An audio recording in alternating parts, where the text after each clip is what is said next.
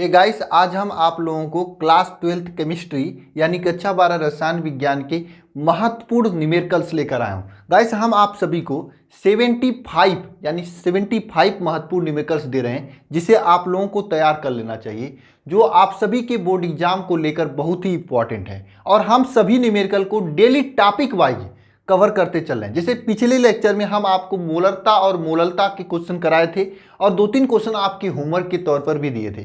काफ़ी स्टूडेंट ने क्वेश्चन को सॉल्व किया था और उसका सही आंसर कमेंट बॉक्स में कमेंट किया था। लगभग सभी स्टूडेंट का सही आंसर था और सभी का आंसर मैंने देखा था। और आप सभी लोग इसी तरह से डेली की डेली तैयारी करते रहिए। निश्चित रूप से आपके बोर्ड एग्जाम आते आते आपकी बहुत ही अच्छी तैयारी हो जाएगी। मैं 75 न्यूमेरिकल्स अगर आप फिजिकल केमिस्ट्री से कर लेते हैं तो बोर्ड एग्जाम में आने वाला कोई भी न्यूमेरिकल्स इससे बाहर नहीं जाएगा। गाइस, मैं आपको बता दूं, आप सभी की बेहतर तैयारी के लिए टेलीग्राम पर हम आपको 500 क्वेश्चंस का सीरीज लेकर चल रहे हैं। डेली हम आपको 10 क्वेश्चन देते हैं।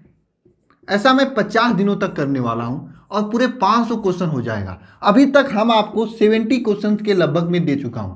अगर आप इन 500 क्वेश्चन को सॉल्व कर लेते हैं तो आपके बोर्ड एग्जाम में पूछे जाने वाला कोई भी क्वेश्चन इससे बाहर नहीं जाएगा। क्यों नहीं जाएगा? क्योंकि आपको मालूम है आपके बोर्ड एग्जाम के पेपर में जरा क्वेश्चन गिनना, अधिकतम 25 या 30 क्वेश्चन पूछे जाएंगे।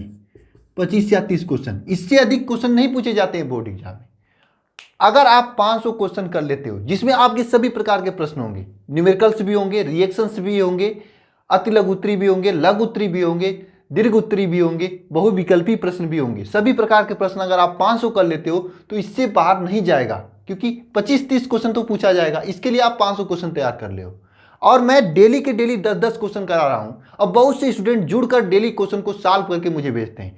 टेलीग्राम चैनल का लिंक है डिस्क्रिप्शन में, जाकर आप लोग देख लीजिए। वहां पर आपको पीछे का भी डीपीपी मिल जाएगा। करीब हजारों स्टूडेंट डेली क्वेश्चन को सॉल्व करते हैं और मुझे भेजते हैं। डीपीपी को अपलोड करने के 1 घंटे के अंदर ही काफ़ी स्टूडेंट मुझे भेज देते हैं और मैं उनकी कॉपी को भी देखता हूँ। क्योंकि क्वेश्चन को भेजने के बाद जो सॉल्यूशन करके मुझे भेजते हैं उनके मैं कॉपी को भी देखता हूँ। जो कुछ वो लोग गलती करते हैं उन गलतियों को मैं उन्हें बताता हूँ और वे लोग, मुझे खुशी है कि उन गलतियों को सुधार करके डेली के डेली सुधार करके मुझे भेज रहे हैं। और जिनका अच्छा लगता है उनका मैं टेलीग्राम चैनल में भी डाल देता हूँ। इस प्रकार से आपको सॉल्यूशन के साथ डीपीपी मिल जाएंगे। अगर आप नहीं सॉल्व किए तो जाकर फर्स्ट डीपीपी से अभी तक जितना भी मैं कराया हूँ धीरे धीरे सॉल्व कर लीजिए। ठीक है, कम से कम आज से जो डीपीपी मैं दे रहा हूँ सॉल्व करने स्टार्ट कर दीजिए। निश्चित रूप से आपको बहुत ही हेल्प करेगा। और जिस दिन आपका पेपर होगा ना, पेपर से आप लोग आओगे तो मैं आपके पेपर को लूंगा और एक एक पेपर के एक एक क्वेश्चन को मैं अपने डीपीपी से मिलाऊंगा। क्योंकि आप सीधे से समझ लो 25-30 क्वेश्चन के लिए 500 क्वेश्चन कर रहे हो। अरे 10 गुना नहीं, 20 गुना से भी अधिक क्वेश्चन है। निश्चित रूप से एक एक क्वेश्चन मिलेगा। और जो नहीं कर रहे हैं उनसे मैं रिक्वेस्ट करना चाहूंगा, आप इधर उधर मत जाइए, मेहनत कीजिए अपने हाथों से और डीपीपी लगाना शुरू कर दीजिए। तो गाइस, चलिए आज हम जो है आप लोगों को आज के इस लेक्चर में मोल प्रभाज के सभी क्वेश्चंस बताने वाला हूं। आपने मोल प्रभाज पहले पढ़ा हो या फिर नहीं पढ़ा हो, आपको आज मेरे साथ मोल प्रभाज जरूर पढ़ना चाहिए। क्योंकि यहाँ पर मैं बहुत सी नई चीज़ें आपको बताऊंगा और साथ में ये सभी क्वेश्चंस मैं डीपीपी में भी दिया था। अगर आप डीपीपी सॉल्व किए होंगे तो आज फिर से आपके सामने से गुजरेगा। निश्चित रूप से आपका रिवीजन हो जाएगा और आपके लिए बहुत ही हेल्पफुल होगा। ठीक है, और चलिए तो शुरू करते हैं। सबसे पहले ये जान लीजिए जो मोल प्रभाज होता है। पहले आपको मैं मोल प्रभाज के बारे में बताऊंगा। मोल प्रभाज, इसे मोल अंश भी कहा जाता है। मोल प्रभाज को मोल अंश भी कहा जाता है। अनेक बुक में आपको मिलेगा मोल प्रभाज को मोल अंश भी। और मैं बता दूं, मोल प्रभाज आपके बोर्ड एग्जाम के लिए इंपॉर्टेंट तो है ही, लेकिन साथ में कॉम्पिटिटिव एग्जाम के लिए बहुत ही इंपॉर्टेंट है। क्योंकि कॉम्पिटिटिव एग्जाम में बहुत से क्वेश्चन बनते हैं आपके राउल्ट्स के नियम पर। जरा राउल्ट्स का नियम अगर आप लोग जानते हो तो नीचे कमेंट बॉक्स में लिखना स्टार्ट करो। राउल्ट्स का नियम का जो इक्वेशन होता है, पी नॉट बराबर जो इक्वेशन होता है PA/XA वाला, उसे आप लोग नीचे कमेंट बॉक्स में लिखना स्टार्ट करो। इससे आपका रिवीजन होगा। ठीक है, तो राउल्ट्स के नियम पर भी आपका मोल प्रभाज का यूज होता है और उससे ही उसका न्यूमेरिकल लगता है। और आपके बोर्ड एग्जाम तो कम पूछे जाते हैं, लेकिन कॉम्पिटिटिव एग्जाम में लगभग सभी कॉम्पिटिटिव एग्जाम से, चाहे आप कोई भी एग्जाम दो, चाहे किसी BSc एंट्रेंस एग्जाम दो, चाहे DU BHU किसी का एंट्रेंस एग्जाम दो, अगर आप लोग पढ़ना चाहते हैं, आके देना चाहते हैं, तो वहाँ पर पूछा ही जाता है। तो आप सभी को क्या करना है, बहुत ही कंसंट्रेशन के साथ में मोल प्रभाज को समझना है और मैं जो भी क्वेश्चन यहाँ पे करा रहा हूँ उसको करना है। साथ में इसके बाद आप लोग चल अपने बुक को खोलना, वहाँ पर जितने भी मोल प्रभाव से संबंधित क्वेश्चन होंगे सभी को सॉल्व करना, आपकी बहुत ही अच्छी तैयारी हो जाएगी। चलिए समझते हैं क्या होता है मोल प्रभाव। देखो मोल प्रभाव क्या होता है या फिर मोल अंश क्या होता है, इसको समझते हैं। देखिए आपके पास कोई मिश्रण है, कोई सॉल्यूशन है, ठीक है, वह सॉल्यूशन क्या है, शरबत है आपके पास, क्योंकि ठंडी का समय आ रहा है, सॉरी गर्मी का समय आ रहा है, तो गर्मी में आप लोग शरबत ज़्यादा पीते हो, नहीं कोल्ड ड्रिंक पीते हो ना, बहुत ही नुकसान करता है कोल्ड ड्रिंक, मत पिया करो, ठीक है। तो शरबत है, कितने लोग कोल्ड ड्रिंक पीते हैं, गलत करते हो, ठीक है। शरबत पिया करो, नेचुरल रहा करो, ठीक है, ऑर्गेनिक रहा करो, बहुत ही हेल्प होगा आपकी हेल्थ के लिए, और हेल्थ ही सही रहेगा तभी तो पढ़ाई करोगे, अन्यथा कहाँ से कर पाओगे, ठीक है। देखो शरबत है आपके सामने, ठीक है। शरबत किससे किससे मिलकर बनता है, चीनी से मिलकर बनता है और जल से मिलकर बनता है, ठीक है। ये आपके पास है शरबत जो कि चीनी और जल से मिलकर बनता है। अगर आपसे कह दिया जाए कि शरबत में जल का मोल प्रभाव ज्ञात कीजिए, जल का मोल प्रभाव ज्ञात कीजिए, या फिर कह दिया जाए चीनी का मोल प्रभाव ज्ञात कीजिए, चीनी का मोल प्रभाव ज्ञात कीजिए, तो कैसे ज्ञात करोगे आप लोग, क्या फार्मूला होता है, इस बात को समझ लो और हमेशा काम देगा आपको।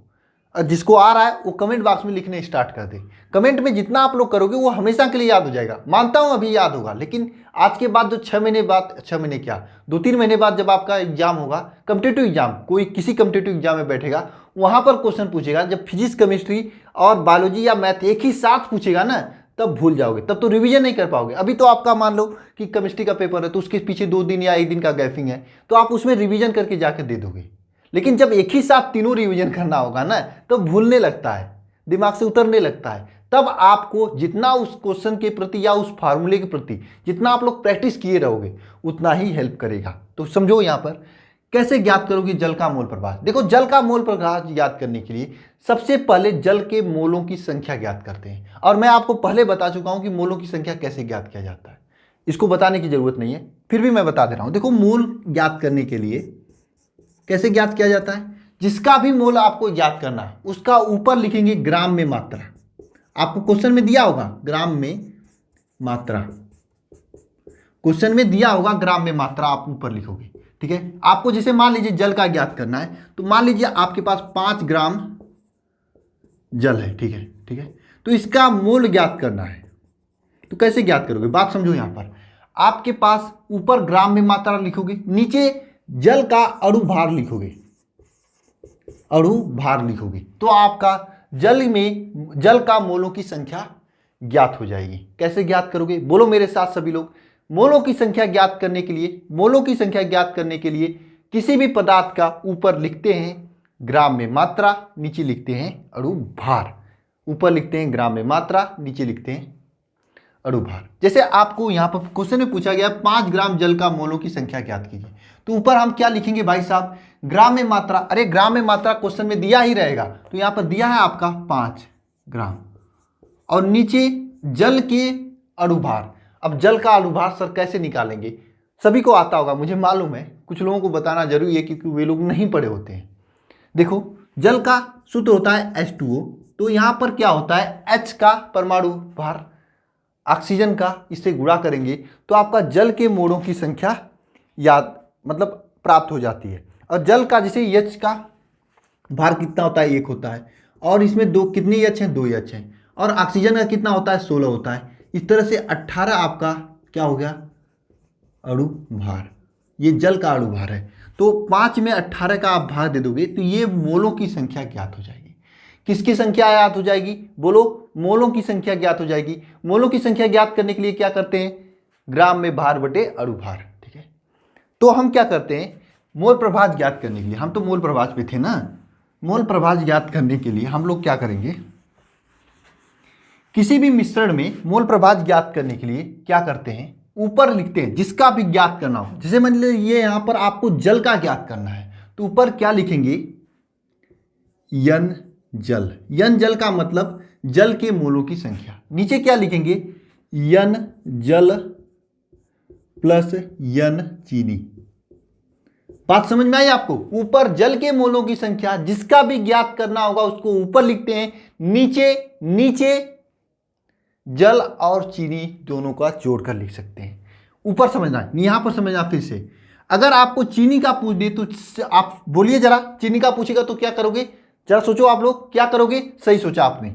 ऊपर हम क्या करते हैं, चीनी का लिखेंगे, नीचे आपको जल और चीनी दोनों के मोलों की संख्या लिख दोगे और आपका आसानी से जल का और चीनी का दोनों का मोल प्रभाव निकल के आ जाएगी। एक मैं आपको ट्रिक बता रहा हूं, ट्रिक क्या है आपके बुक में भी दिया है और आप समझ सकते हो। अगर आपके पास जल का मोल प्रभाव दे दिया तो आप अगर चीनी का मोल प्रभाव आपको ज्ञात करना है तो क्या करोगे? एक में से घटा दोगे।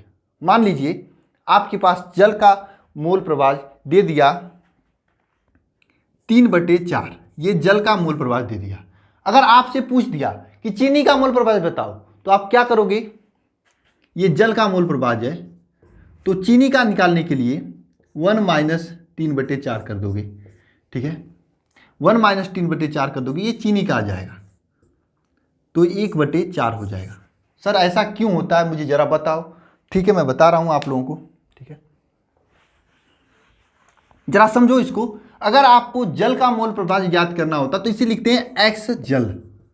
ठीक है, x मतलब मोल प्रभाव का डिनोट करते हैं, यहां पर x चीनी लिखेंगे। ठीक है, इसे x जल लिखेंगे, इसे x चीनी लिखेंगे। ठीक है, आइए हम समझते हैं कि ऐसा क्यों होता है। समझना जरा, यहां पर आपका x जल प्लस x चीनी ये इक्वल टू होता है 1। ठीक है, x जल प्लस x चीनी इज इक्वल टू 1 होता है। सर कैसे होता है, मुझे करके दिखाओ।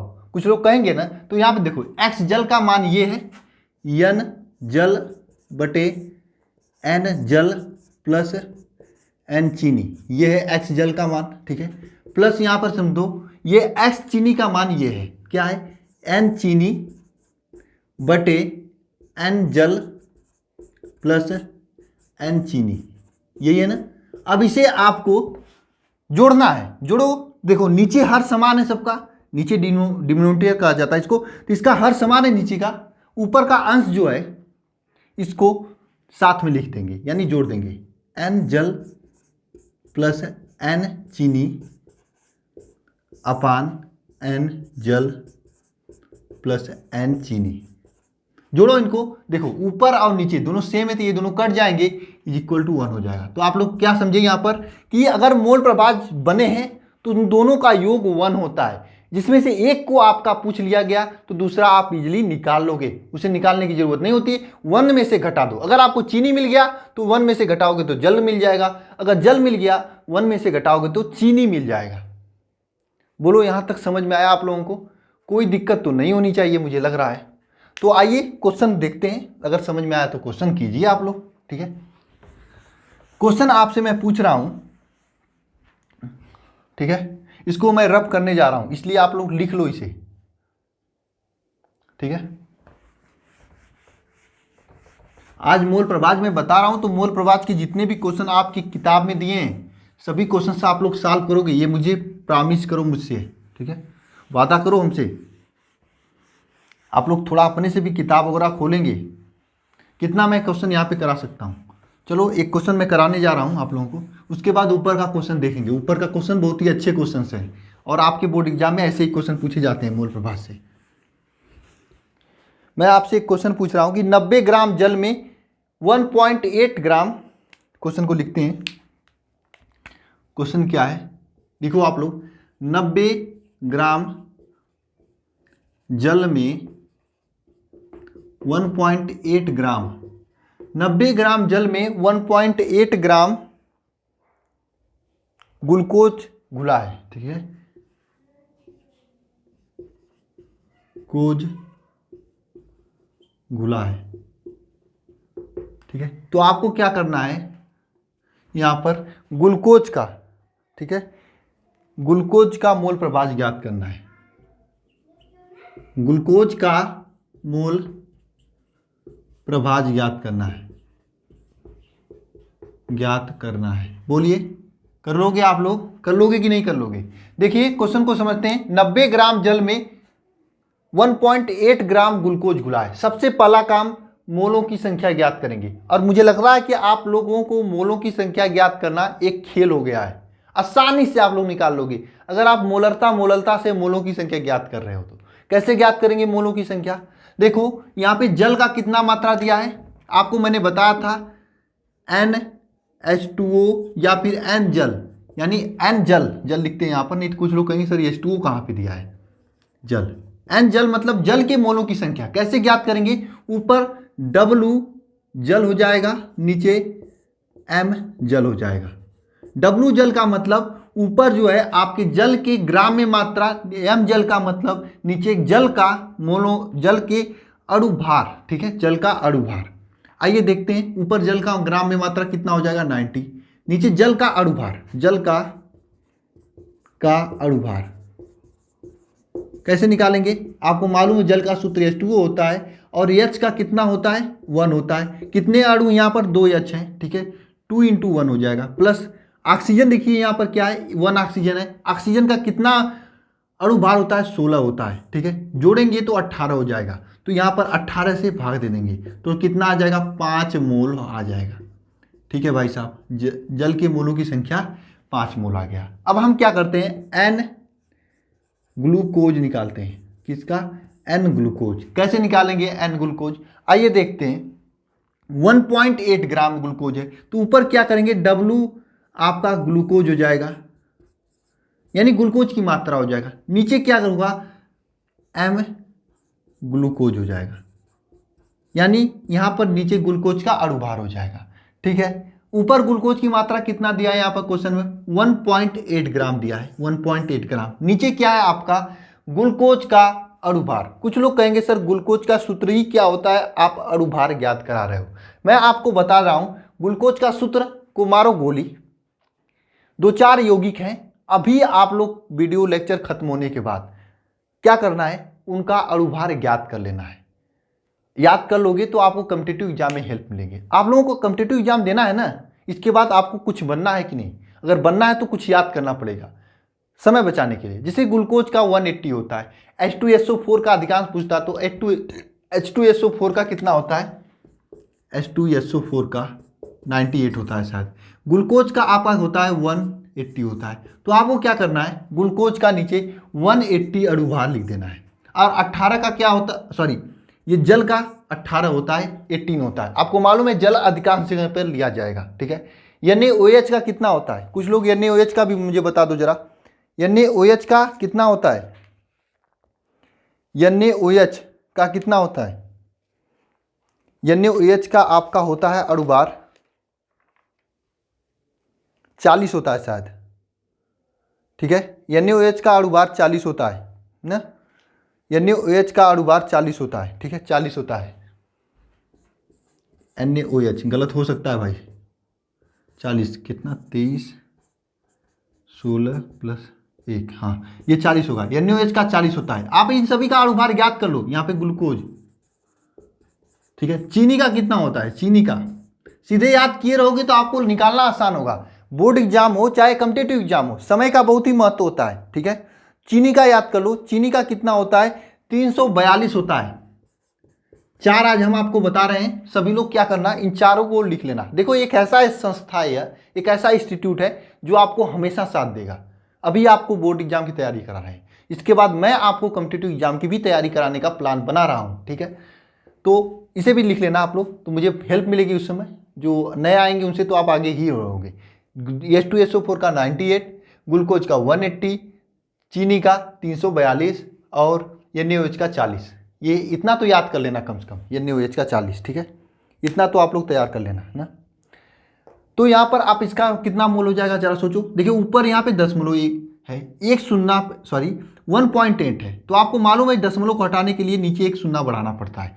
ऊपर जितने दशमलव के बाद जितना अंक होगा नीचे उतना ही जीरो बढ़ाएंगे। ठीक है, तो ये 18 इस 18 से कट जाएगा, नीचे क्या हो जाएगा 1/1000 ये हो जाएगा। 1/ कितना हो जाएगा नीचे जरा सोचो, कैलकुलेशन करो आप लोग, कैलकुलेशन करो कितना हो जाएगा 1/100 हो जाएगा। ठीक है, इसको सॉल्व करोगे तो क्या हो जाएगा 0.01। ठीक है, ये मोल हो जाएगा।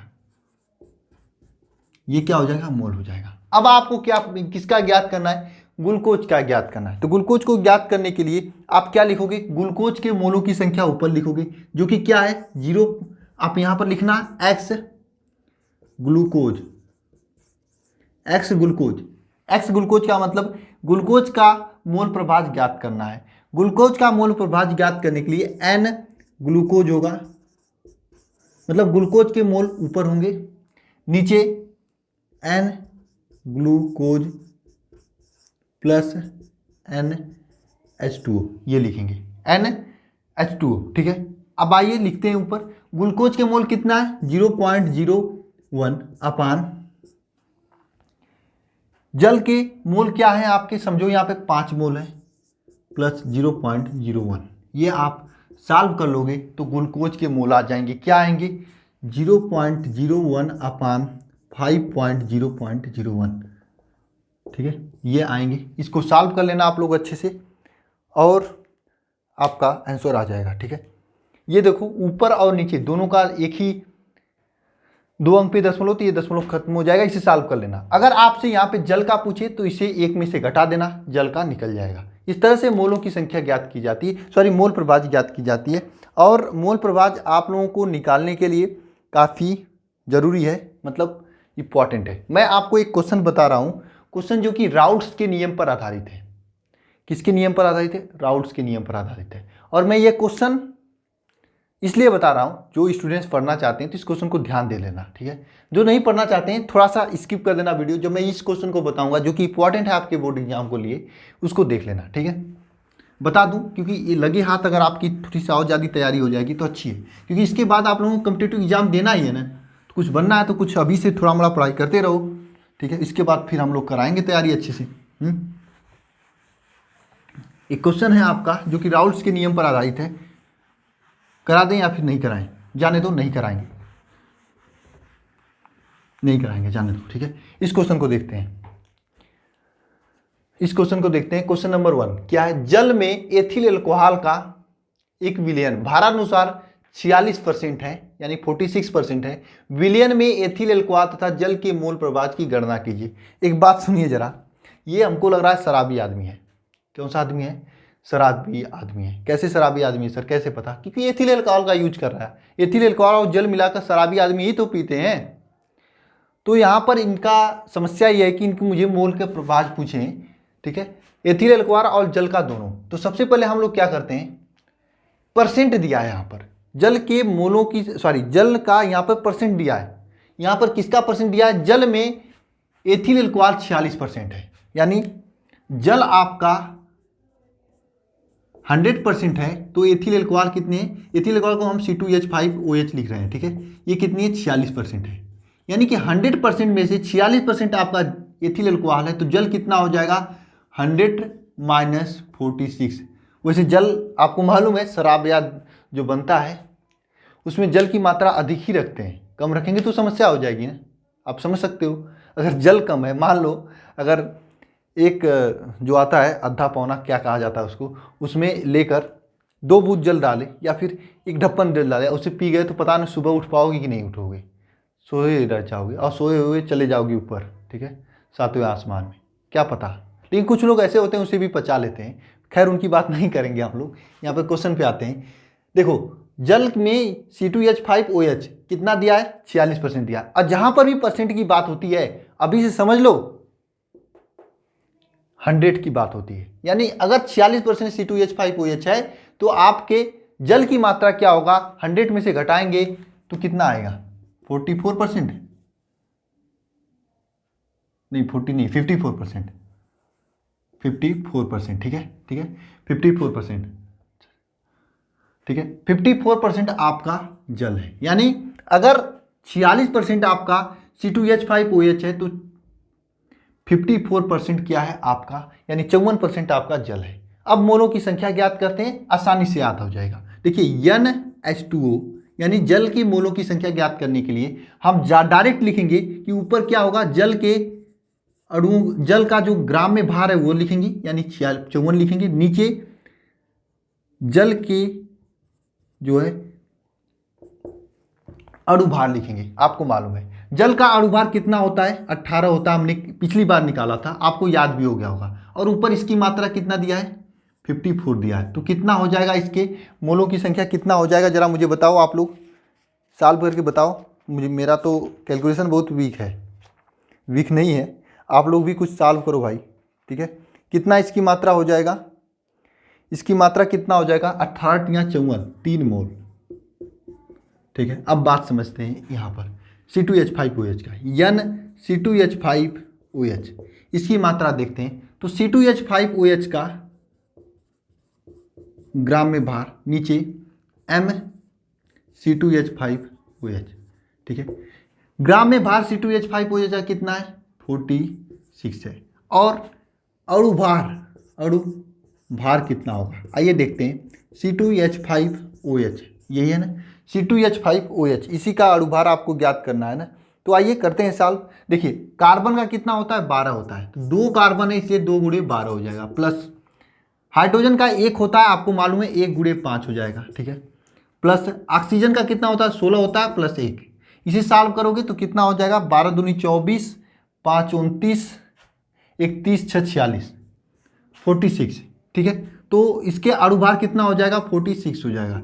सॉल्व करोगे तो 1 मोल आ जाएगा, ठीक है। अब आइए मोल प्रभाज ज्ञात करते हैं। कैसे ज्ञात करेंगे मोल प्रभाज? देखिए XH2O मतलब जल का मोल प्रभाज ज्ञात करने के लिए NH2O, ऊपर जल का अणु मोल लिखेंगे, नीचे NH2O प्लस NC2H5OH, इसे लिखेंगे, ठीक है। ऊपर देखिए जरा, ऊपर NH2O मतलब जल के मोल कहाँ पर लिखते हैं? 3 मोल।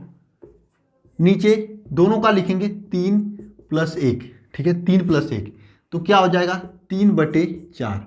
एक बात समझ रहे हैं आप लोगों, एक की पॉइंट बता रहा हूं, मोल प्रभाज कभी 1 से अधिक नहीं आएगी। अगर 1 से अधिक आ जाता है मोल प्रभाज तो समझना आपका गलत हो गया। लिख लेना नोट बनाकर, कि नोट लिख लेना आप लोग, कॉपी में बने। आपको मैंने बताया था कि एक न्यूमेरिकल के लिए नई कॉपी लेना, उसके बीच के अद्धे पर से निकालते लिखते चले जाना, जितना भी मैं न्यूमेरिकल करा रहा हूं। तो एक साथ न्यूमेरिकल रहेंगे, टॉपिक वाइज रहेंगे, तो बोर्ड एग्जाम में आपका रिवीजन अच्छा हो जाएगा। तो समझना यहाँ पर नोट में क्या लिखना आपको, कि मोल प्रभाज कभी 1 से अधिक नहीं होता है। मोल प्रभाज कभी 1 से अधिक नहीं होता है, ठीक है। अब समझना, आपका यहाँ पर 3/4 XH2O का मान है क्या? ये किसका है? XH2O, ये 3/4 XH2O का मान है। तो हम यहाँ पर XC2H5OH का निकालें तो सीधे क्या करेंगे? 1 - 3/4 लिखेंगे। आगे क्या करने की जरूरत है? क्या करने की जरूरत है? कुछ नहीं करने की जरूरत है, सीधे 1 - 3/4 लिखेंगे तो आपका आ जाएगा 1/4।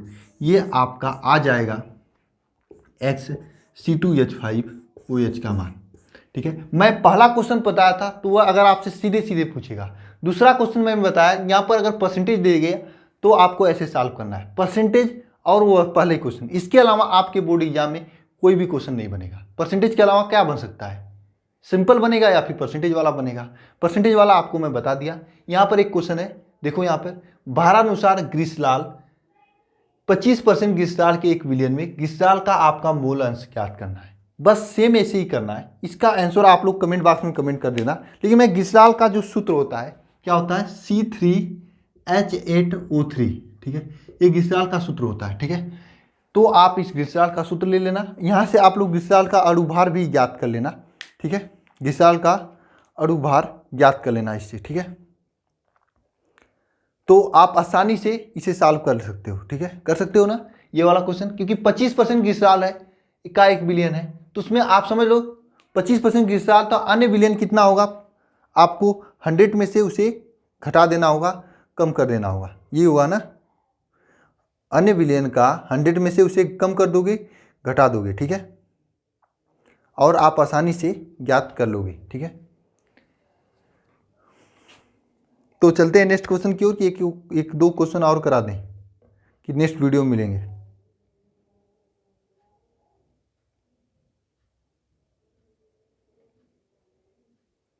बताइए जरा आप लोग।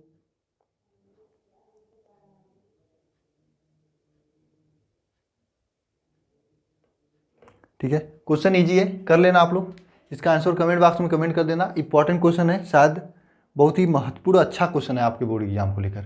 ठीक है, ये अगर परसेंटेज के रूप में पूछेगा तो ऐसा पूछेगा, सिंपल पूछेगा तो जो मैंने पहले बताया वैसा पूछेगा, इसके अलावा कोई नहीं पूछ सकता है। आप लोग क्या करना, इसके बाद जो है मोल प्रभाज के क्वेश्चन जो अपनी किताब में दिया होगा, किताब तो लोगे ना, लिए तो हो गए ही, अगर पढ़ने वाले स्टूडेंट होंगे तो उसे बना लेना।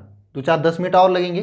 ठीक है, 2-4 अगर देखोगे क्वेश्चन पढ़ोगे तो आपको समझ में आ जाएगा। करना क्या है, मत निकालना आंसर, कोई बात नहीं, लेकिन क्वेश्चन पढ़ लेना ताकि आपके दिमाग में बैठ जाए। ठीक है, और मिलते हैं नेक्स्ट वीडियो में किसी नेक्स्ट टॉपिक के साथ। धन्यवाद।